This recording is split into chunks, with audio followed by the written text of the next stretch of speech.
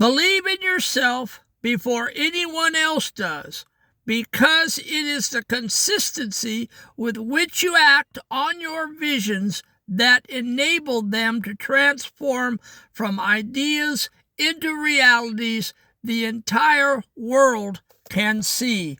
Good morning. Welcome in. And that was a section of the Pivot Year Devotion by Brianna Wiest, and we are in today 153. And welcome back in to the 276 students that we have in the class, and I am so proud of all of you for coming every day. Today is day 153, and here's the poem that I reframed from the devotion. The gravel path is worn and deep, where all the weary shadows sleep. It's safe to walk where others trod, to hide the spark and spare the rod. But there's a hum beneath the skin, a quiet war that burns within, a knowing that easy way it isn't comfortable to stand and map a strange and lonely land. To turn your back on what is clear and walk right through the gate of fear. But heavy is the ghost of more. The knocking at a bolted door. The life you were designed to lead is heavy like a restless seed. So build the vision, brick by brick, until the fading pulse grows thick. Believe before the world can see the vision of who you're meant to be. It's not a dream if you decide to drop the shame and lose the pride. The world will watch the shadows fade when you walk the path that you have made. And so today's teaching is the cost of the easy path. We are talking about walking our path to our God-given purpose in life, getting over the trauma in our lives. We often choose the well-walked path because it is certain. We know for a fact on the well-worn path. We've done it over and over. It's the path where everyone knows what to expect of you. Oh, well, that's just the hermit poet. That's the way he does it. That's the way it is with the hermit poet. If you're 12, it's of following the crowd to fit in. And if you're 60, it's sticking to the way we've always done it. You know, we do what we do because it's familiar. But there is a hidden tax on that path. You have to pay a cost. It's the quiet knowing, that nagging feeling in your gut that you're settling. Have you ever had that? I know I have. The hermit poet has felt like I've settled for the complacent and for the mundane for 50 years until I got my healing last November through poetry. And I got my gifting of the Trauma Poet Ministry. I was settling, and it was gnawing at me. This teaching starts by identifying that discomfort, the easy road, is physically comfortable but spiritually exhausting. Staying where you don't belong is a heavy weight to carry. Okay? We are meant to do something in our lives. Okay? I had a conversation last night with a young man in his 20s, one of the newer generations, and he told me to my face that he does not believe that we were born with a purpose, that he does not believe that each of us are special, and that it puts pressure on his young soul to think that he has to measure up. Well, I tried to explain to him, and I don't know if I got anywhere with him, because these younger generation people trigger a lot, and they feel like that they're being pressurized into doing something. But it is true that God did create you with giftings, talents, visions, goals, and dreams. And if you are not in your giftings and talents and you're not using them, that is what causes the gnawing in your soul. Because I knew that I was supposed to somehow comfort, counsel, pastor people, but I thought I had missed my calling. And once I got in my lane with this poetry ministry and I wrote those 600 poems, and now I get up here and I teach every day, and I love you and I care about you and I want to see the best for you, my life since last June has done a 180 in the street. And I am no longer the funky-dunky thinking 60-year-old man headed for the grave. I am full of energy, full of life, and full of purpose. And no, there is no pressure on me to perform. It is like I am riding the car through my journey of life now. I finally got in the car, shut the door, and we are driving down the path that I was always supposed to be on.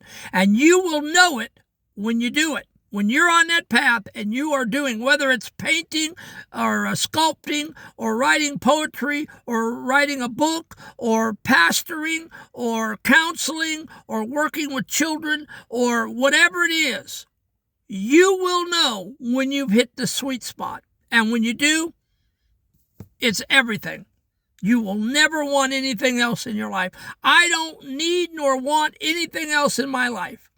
I live in my van, and I have clothes on my back and food on the table and a car to drive to work. And people say, well, you're homeless. I'm going, no, I'm not homeless. I'm buying 1.4 acres of land here in South Carolina. And one day when it's paid off, I will put something on it. Or I will sell it, and like I've said in the past, I will move to Thailand or Vietnam where it is cheaper. But no, once you get your gifting, you really don't care about the earthly treasures anymore because you are riding along in your sweet spot. And that's what makes me jump out of bed and come to you guys. Now, to be fully honest with you, fully forthright, last night I had what they call vertigo. And so I have to take an antihistamine and nose drops to keep me drained out so that I don't spin and end up on my back for 24 hours. And so last night I was stuffy and I took an antihistamine. When I woke up this morning, I am feeling a little bit weird. Okay? I'm trying to be as upbeat and as encouraging as I can. But yeah, inside of me, I'm feeling a little lethargic. It'll wear off. It's a 24-hour. I've already been through 12 hours. So sometime tonight around 10 o'clock, I'll start to feel good. But I'll have to drink a lot of coffee and I'll have to get stimulated to get the grogginess out of me. But again, the show must move on. I must teach and we must meet every day. But that is to be honestly, I'm just trying to be honest. Even the hermit poet sometimes has a funky-dunky, groggy day. That doesn't mean I'm in a bad mood. It doesn't mean that the glass is half empty. It just means that I'm tired, lethargic, and probably could take another nap. The hardest belief before evidence, the hardest part of building your own way is that you have to believe in the work before anyone else sees the result. And I do believe in this ministry before we see any results, but we are seeing results. 15,000 people across 5 platforms. And I'm trying to get something going with someone. And I'm not going to divulge what it is, but if he will agree to do this with me, I think it's going to be powerful. I talked to AI about my idea last night, and AI thinks it will fit into this channel, and he seems to think it will be a powerful two-way punch. But I've got to convince him of coming on camera and doing this with me. Whether he'll do it or not, I'm not sure. But there's always something the hermit poet is stumping up for this channel. You have to be your own first investor. You have to believe in your vision, whether that's starting a ministry, changing your habits, or finally speaking your truth while the ground still looks empty. Consistency is the bridge that turns a private idea into a public reality. Oh, yes, the hermit poet. I'll tell you some of the things that in the next 10 years I want to do. I want to publish 2 poetry books with my 600 poems. I want to go to poetry slams and contests and get up on stage and read them.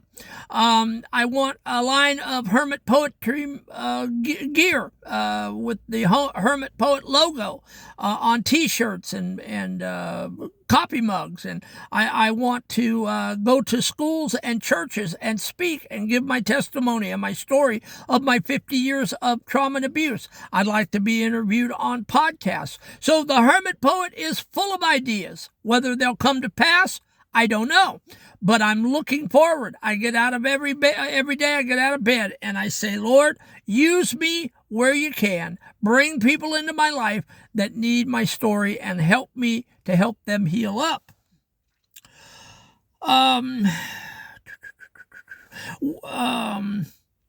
Consistency is the bridge that turns a private idea into a public reality. I come here every day, whether you show up or not. I'm consistently teaching the devotions. I'm over on TikTok, consistently dropping videos. I'm on Lemonade, and I'm on Rumble, and I'm on Instagram, and I'm on YouTube, and I have 2 faces on Facebook, 2 pages on Facebook. I am consistently giving content to all of those every day before I go to work.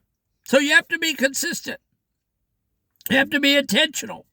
Everything in your life has been a rehearsal. The struggles, the waiting, and even the wrong turns that have been sharpening the tools you need for something important you were meant for. You aren't waiting for an opportunity to be ready. The opportunities are there. The opportunity is waiting for you to choose. Choosing your own way isn't about being fearless. It's about deciding that the more inside of you is more important than the safe outside of you. Now, the application, how to apply this, the vision to reality blueprint. Silence the safe voice. Identify one thing you are doing just because it's expected or certain, even though it makes you feel empty. Declare the more. What is the one thing you feel you were prepared for but haven't chosen yes yet? Say it out loud. The consistency check. Pick one small action, not a giant leap, just a single brick that aligns with the vision. Do that one thing every day this week before you listen to anyone else's opinion. And the step forward. Today, when you feel the urge to follow the crowd just to stay comfortable, take 2 steps in your own direction first.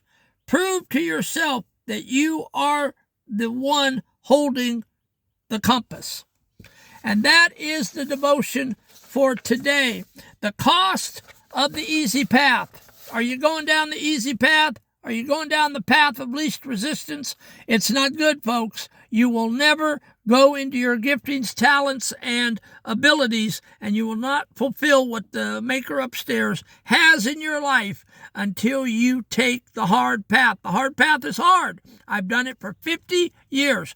But you know what? I wouldn't trade it for a single moment. I wouldn't want to go back and repeat it. If somebody gave me $1 million, said, will you go back and take the beatings, the verbal abuse, the schoolboy, and the sexual assault for $1 million? I'd say, no. No money on earth was worth what I went through. But I got through it and got the monkey off my back. And today I'm healed up and I'm teaching this to you. So God bless you. Just know that this hermit poet climbs up in this bed every night. And I pray for you. And I ask God to bless you in your pain, your distress, and your sorrow. And I ask God to help you to heal up. And I pray and ask God for the right people to come and to watch these videos. The people that need it, the people that get it, and the people that want to watch it. I love you guys. And all I can say to you is the moniker, go out, show up, show out, and let the world hear you roar. And I will see you tomorrow for day 154. Have a great day.